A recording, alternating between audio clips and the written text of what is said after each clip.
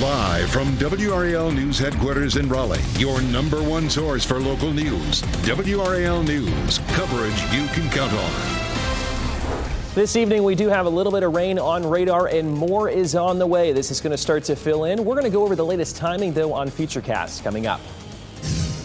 The community is pushing back against hate after signs popped up around Durham promoting a white supremacist group's website. The message one person is sharing to the men who hung those signs. Plus, Wake County honored veterans today with a tribute to their sacrifice. We share where you can recognize the holiday tomorrow. Well, thank you so much for joining us here at 6 o'clock. I'm Eric Miller.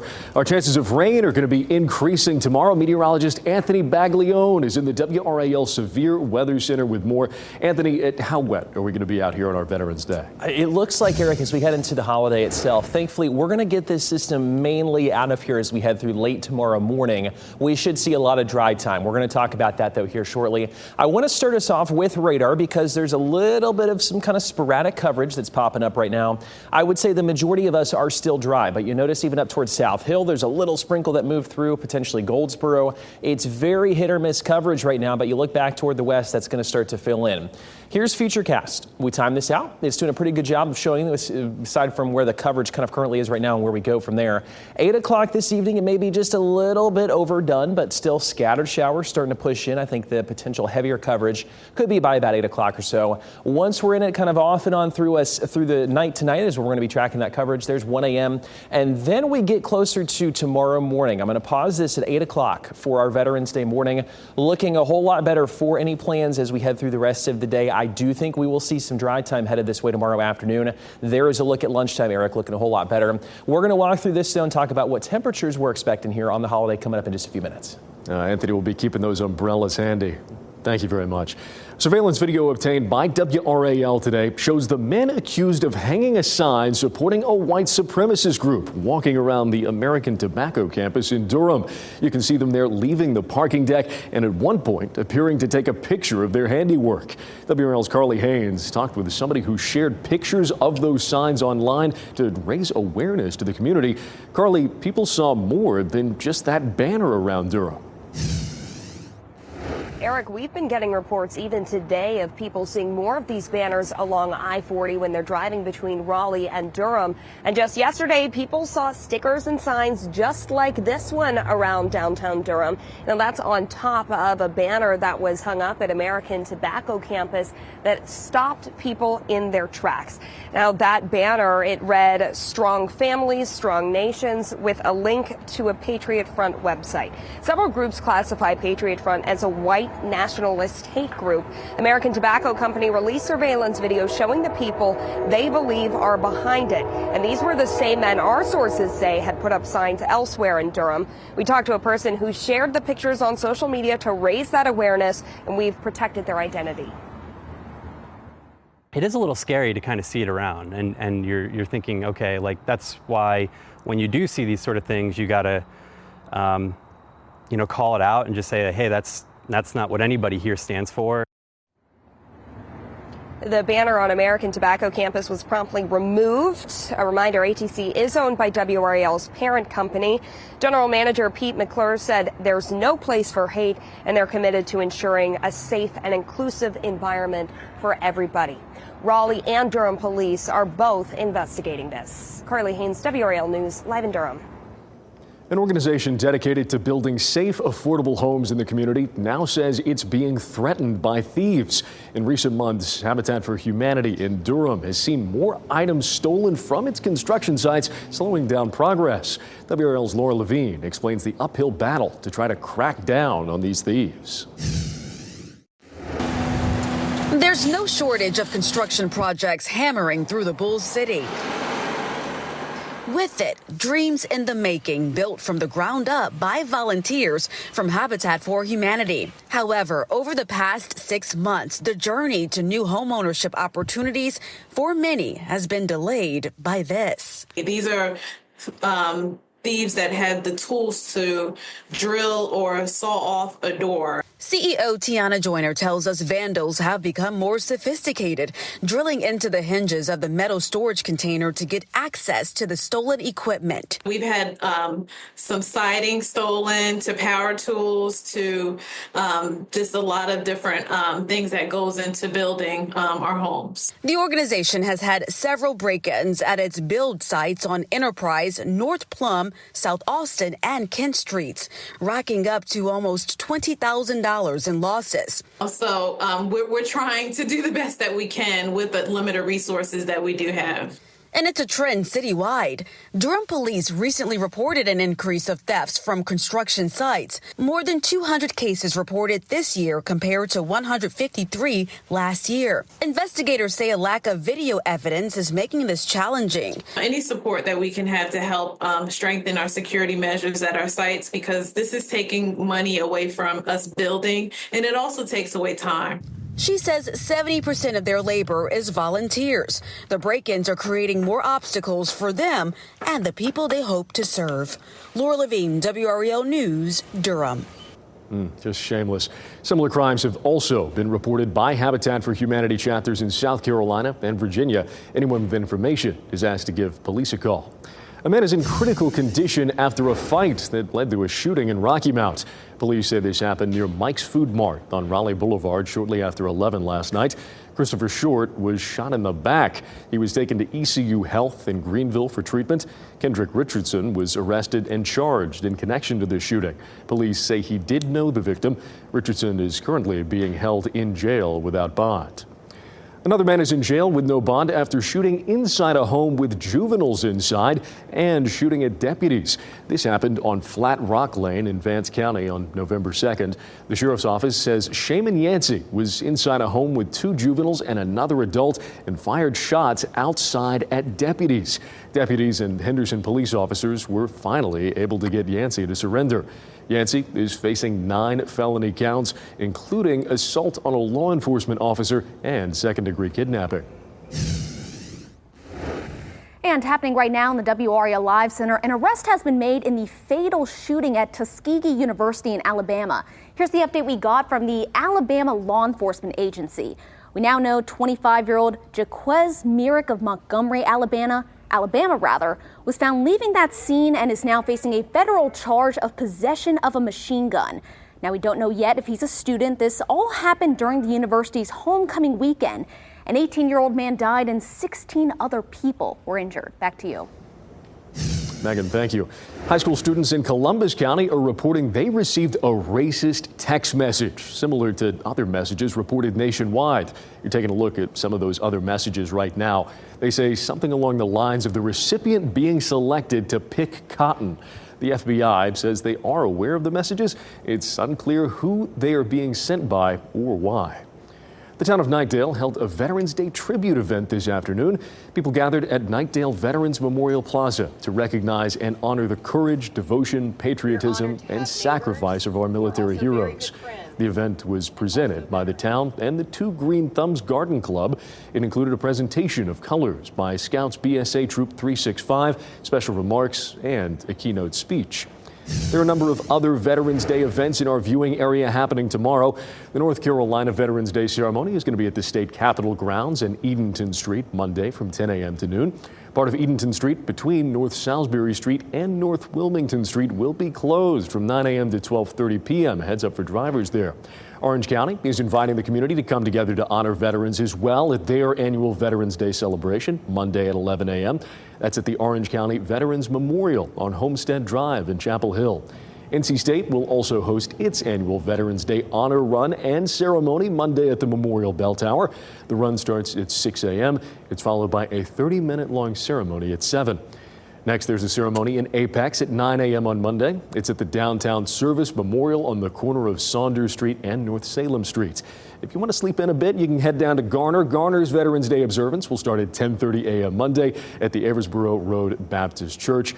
William Peace will also host Conversations with History at 7:30 p.m. on Monday at the Leggett Theater. You can hear readings from people who lived during World War II. We've got a full list of the events happening in our area. That's going to be up on our website. Just go to the Don't Miss It section of WRAL.com. A recent report shows only 21% of recyclable materials actually get recycled. Some of that may be due to you not recycling correctly. The simplest answer is there's no single way to recycle. Yeah, coming up, what you can do to make sure your recycling goes where it needs to. Plus, a community organization in Durham celebrated its new mobile health clinic today. How they hope it'll help people in need. Welcome back. Recycling is a year-round responsibility, but National Recycling Day is November 15th, Friday of this week. It's a great reminder to brush up on all of those recycling essentials. I'm your side's Keely Arthur joins us now to help clear things up. Most of us know the mantra, reduce, reuse, recycle, but many people aren't fully aware of how to properly clean and sort recyclables or what happens to them after they're collected. This lack of understanding leads to well-meaning mistakes that can disrupt the recycling process.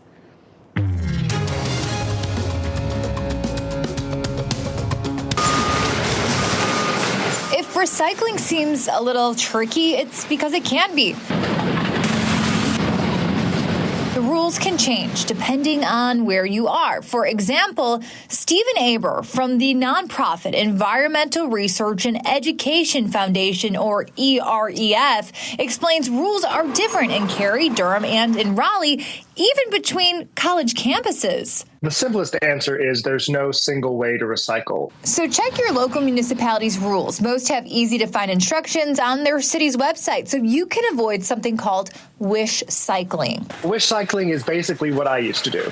I think this is recyclable, so I'm going to throw it in the recycling bin, and somebody else will figure it out who's smarter than I am. That is essentially wish cycling. But that has huge repercussions. When something that is non-recyclable, we call it a contaminant, ends up in the recycling facility, that has to be identified, the belt has to be stopped, the items have to be removed. That's costly and time-consuming. So do your part for now, and know that someday EREF CEO Brian Staley says, like most things in life, artificial intelligence will soon give us a big assist. What's exciting about that is that actually helps the consumer because you can achieve less contamination because you can have more efficient sorting. It actually helps reduce costs. Keely Arthur, 5 on your side. The Community Health Coalition in Durham had a ribbon cutting today. Just listen to that cheer, celebrating their new mobile health unit. The unit, which includes a refrigerated food truck, will provide free mobile health services, resources, and tools and help meet food insecurity needs. The ribbon cutting was celebrated with speakers and a dance team performance. You're definitely going to need somewhere to get inside tomorrow, at least for part of our day. Anthony, for the first time in forever, we're talking about rain here. I know, I look at radar and say, what is that green stuff that's showing up? We haven't had that in a while, Eric, for us, but we're going to be at least talking about the potential as we get into tonight. I will say that looking at tomorrow, there will still be plenty of dry time. If you're planning ahead thinking, oh man, is that rain going to cancel our plans? I'm cautiously optimistic, which we'll talk about that here in a second. We look at where we sit right now, though. There's satellite and radar gives us a good picture of what's going on in the atmosphere. There's a front that's on the way. It adds lift, and that's going to bring some moisture up into our direction. All of this moisture on this map, it may look like it's pouring down rain across most of North Carolina. It's not quite yet. I do think it's going to be pretty spotty as we go through the next couple of hours, kind of like what radar is showing at the moment. A lot of our viewing area is still dry. We're just seeing some kind of speckles, if you will, of some of that rain coming down. Charlotte, there's a couple areas back to the west. There's just some scattered showers. That will kind of overspread our region as we go through the next couple of hours. And likely after about, let's say, 8 o'clock, even up to about 9, that's when those chances start to go up. Not everyone will be seeing it all night long, but it's going to be pretty decent coverage, I think, for the majority of us. But then we get to the morning. Let's talk about Futurecast, kind of get you a picture of what we're expecting, because it does start to taper off relatively quickly. Here's a look at where we sit currently. It's doing a decent job of showing the coverage, maybe a little bit heavy back to the west. 8 o'clock, though, you can see at least some off and on rain showers start to push in for us. We push this ahead to about 1 a.m. a.m. on our Veterans Day morning, early morning, if you will. And then that batch gets out of here. Here's a look at 8 o'clock. A lot of us waking up with just, I would say, some very kind of damp and kind of misty conditions, maybe just some sprinkles. But this is not going to be a lot of coverage. It's mostly our southeastern counties as we head through the majority of our morning. Lunchtime, yes, there could be a sprinkle or two, but I do think after about, let's say, 10 a.m. or so, a lot of this is going to be out of here. The majority of our day, I would still say, is looking pretty dry. There's a look at 5 o'clock. I do think this model is overdone with that coverage. We should be seeing the front that's kind of sparking this getting out of here relatively quickly. We'll go to 67, though, waking up, or at least starting your morning off there. I know it's a holiday, maybe sleeping in, 10 a.m. A 20% chance for us in that coverage. Again, may kind of linger, but the majority of the afternoon, it's a 0 for us as far as rain chances are concerned. So pretty good for any plans. 63 is where we currently sit in Raleigh. We're at 59 in Roxborough, 66 in Fayetteville, 67, almost 70 degrees currently in Clinton. So it's a warmer, comfortable evening for us, a little bit muggy. Where we go from here, though, once that front crosses, check out the temperature drop that we see. 66 Tuesday, 56 degrees as we head into our Thursday, and that is because cloud cover and more rain chances on the way. Looks like Thursday may be a little bit soggy for us. Quick check on the tropics right there. This is the last advisory from the Hurricane Center on what is now post-tropical cyclone Rafael. All that's saying is it is a weaker storm system that is not going to be kind of an impact here through the next couple days. In fact, it's going to fizzle out by the time it even gets closer to Mexico as a remnant low pressure system. We are looking at 75 for us tomorrow. That's the warmest out of the next 7 days. 66 Tuesday looks great, but a little bit cooler. And then, Eric, we go all the way to 59 degrees there as we head into Wednesday. Anthony, still loving that rain there. Thank you so much. And you know what? Speaking of things that we have not heard about in a long time, Lewis, we're talking about good news with the Carolina Panthers here. Yeah, it was a lot colder in Germany where the Carolina Panthers were looking to win back-to-back games for the first time in nearly 2 years. Why Bryce Young and co. might want to start playing more games overseas. That's coming up in sports. The Carolina Panthers played today in Munich, Germany against the 2-7 New York Giants. Could they say Guten Tag to the win column? Had to do a little research there. Bryce Young getting things started. Second drive, first quarter in the red zone, steps up in the pocket and finds Jatagan Sanders, the rookie tight end's first touchdown. Watch the replay. Nice read. Panthers up 7-0, looking like some vintage Bryce Young. 10-0 now in the third quarter. Tyrone Tracy's going to find the hole. 32 yards to the house. He is gone. You look at the replay. They just walled off the defensive line. Easy cutback for the rookie. Chuba Hubbard had a career high, speaking of running backs, 153 yards and this 1-yard touchdown in the game. Panthers were cruising, but the Giants are going to make this interesting. Final second, 17-14, former Carolina Panther Graham Gano from 42 yards out. It is good. To overtime we go. Giants win the coin toss. They get the ball first. Very first play, A'Shawn Robinson forces the fumble. Josie Jewell recovers, a little Peanut Tillman punch, and Jewell falls on it. Any points for the Panthers will win it. Eddie Pinheiro, what do you have for me, sir? The kick is up, and it is good. Panthers win 20-17 in overtime in Germany. Let's look at some of the firsts for the Panthers. It's the first back-to-back win for Carolina since 2022. Carolina has more wins this season than all of last year. It's the first time Panthers have won a game in overtime since November 2nd, 2015. That was the Cam Newton MVP season. And for quarterback Bryce Young, it's his first back-to-back win as a professional starting quarterback. Speaking of Young, he and the Panthers are slowly building up confidence. Young's numbers won't blow you away. 60% completion rate, 126 yards, a touchdown, 30 yards rushing, but he's improving. One play that stood out to me, this one iced or trying to ice the game, 3rd and long in the 4th quarter. You could just hand the ball off, but instead the staff trusts him to make that great throw to Xavier Leggett to pick up the first and choose some more time. Young says the team is building confidence. You know, we've had a lot of different moments, a lot of, we've had a lot of adversity. And for me, just the ability to know on offense, I have 10 other guys that I know are going to do their job, I know are going to compete, that I'm grateful to go to war with. And the defense being the same, having all the faith in the world in them. I'm not saying that's different, but it's just great us, growing in that together. ACC Women's Soccer Championship in Cary. Florida State has won it 4 straight years.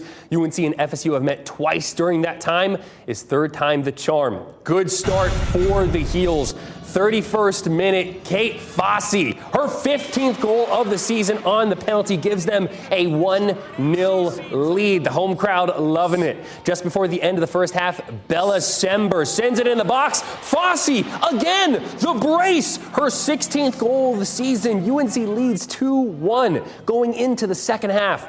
But it was all Seminoles the rest of the way. Rihanna Hudson gives Florida State a 3-2 lead. They win their 5th straight ACC tournament title. 3-2, the final. A top 10 showdown in Charlotte and a Final Four rematch. Wolfpack versus Gamecocks. Isaiah James is back, and they felt it instantly. Down by 3 in the second quarter. Pull up, bang. She's pretty good at scoring that ball. Feels like a few seconds later, Madison Hayes finds James cutting. Layup. Wolfpack with an early lead, but NC State's offense couldn't keep up. You're going to see South Carolina's Bree Hall hit this jumper in the paint to make it a 20-point game in the third quarter. South Carolina wins its 40th game in a row. NC State loses 71-57. Another top 25 matchup, Duke playing a true road game. Jaden Donovan finds freshman Toby Fournier in transition. Donovan had 12 points, 10 rebounds, and 3 assists. Fournier had 15 and 9. She is talented. Maryland was in control for most of the second half, though. Donovan finds Ashlyn Jackson. She had 11 points and 5 steals. Duke's defense made this tight in the final minute, but it was never really in question. Blue Devils lose their first game of the season, 85-80 against Maryland. But Eric, the good news for all these teams is still very, very early in college basketball. Yeah, I can't even believe we're already there yet. Lewis, thank you so much. And thank you for joining us here to close out your Sunday. I'm Eric Miller. Everybody out there, have a great evening.